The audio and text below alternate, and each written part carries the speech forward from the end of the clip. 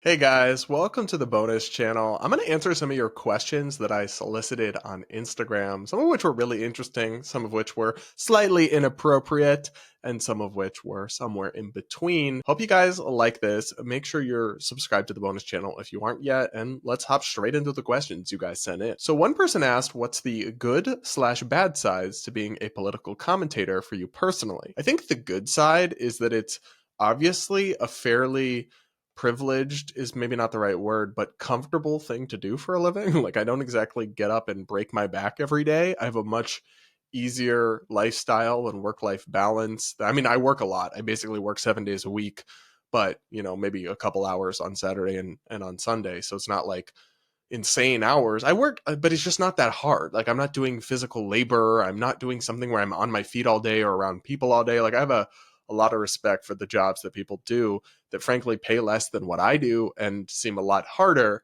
The downsides, though, are very real as well. I mean, if you don't have very, very thick skin, then this isn't for you. I've been called like slurs and names and insults genuinely thousands of times. And then that's one thing. The actually kind of the real downside is like getting threats or having people like find your address. So there's some stuff that like crosses a line there that gets actually slightly scary.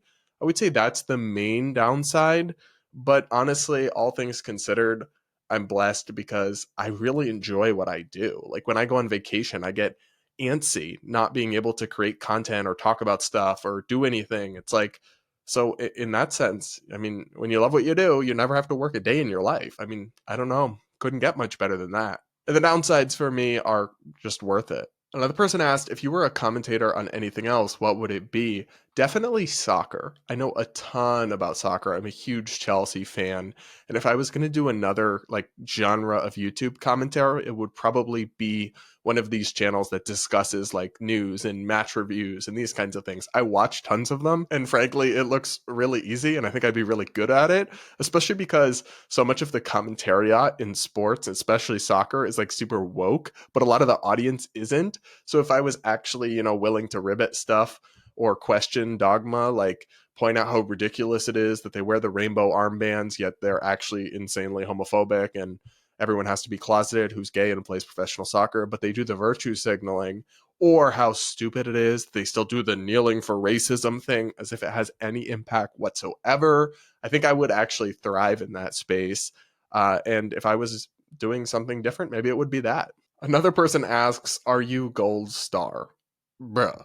Okay, for people who don't know what this means, this is a way of asking a gay person if they have ever been with a woman, because some gay men, date women or have experiences with women before kind of coming to grips with the fact they're gay and ending up dating men, and some don't. Some just always know or go straight to dating men.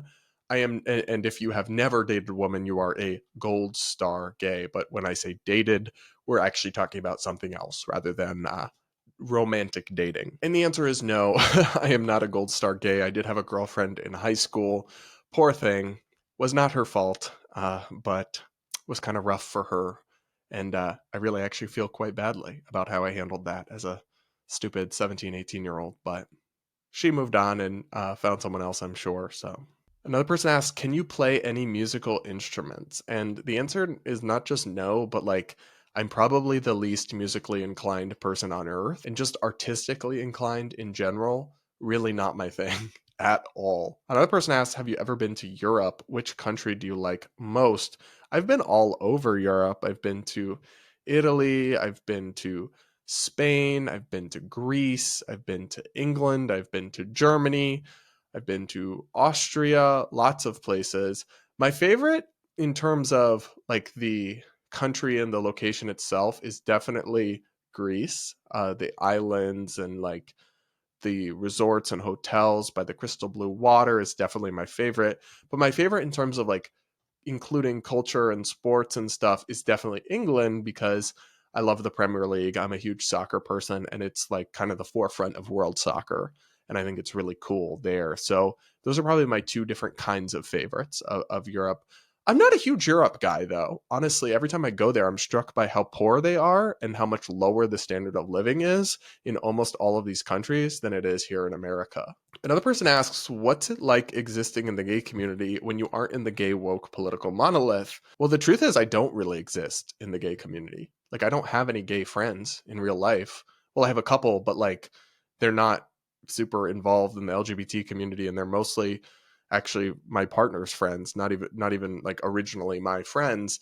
And when I was younger and moved to DC and tried to be a part of the gay community, it was viciously unaccepting and unwelcoming. Maybe it's changed a little bit with kind of the broader vibe shift in American politics. I don't know, but I've never really felt like a part of any community, because when you aren't a certain way, a certain part of a certain hive mind, you are just, man, you are just not welcome. At least you certainly weren't. So can't really say, because I don't I don't even consider myself part of that really. Another person asks, biggest hot take in relation to the Wi-Fi password community. I don't even think it's a hot take, but some people get really mad.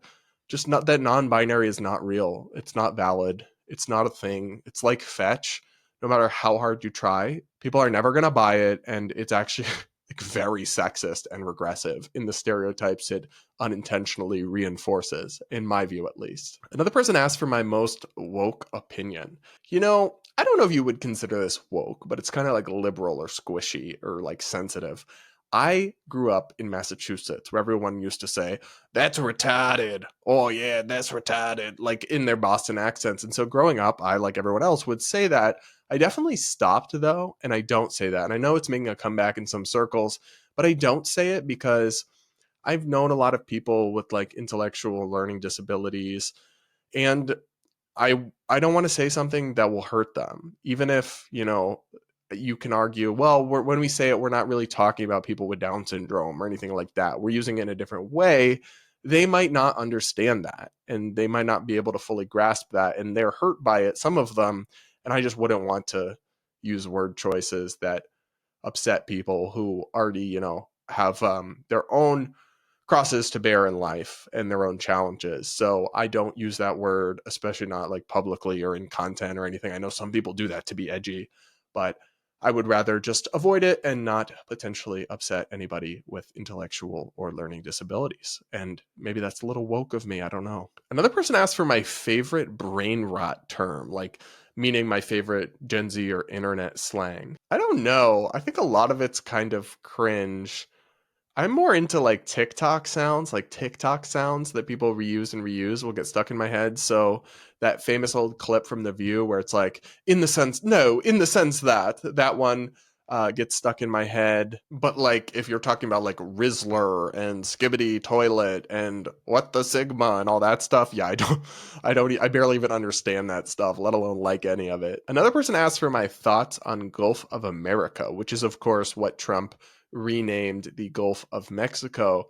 At first I was on board with it. I thought it was funny. It is true that like the Gulf borders more of America than Mexico.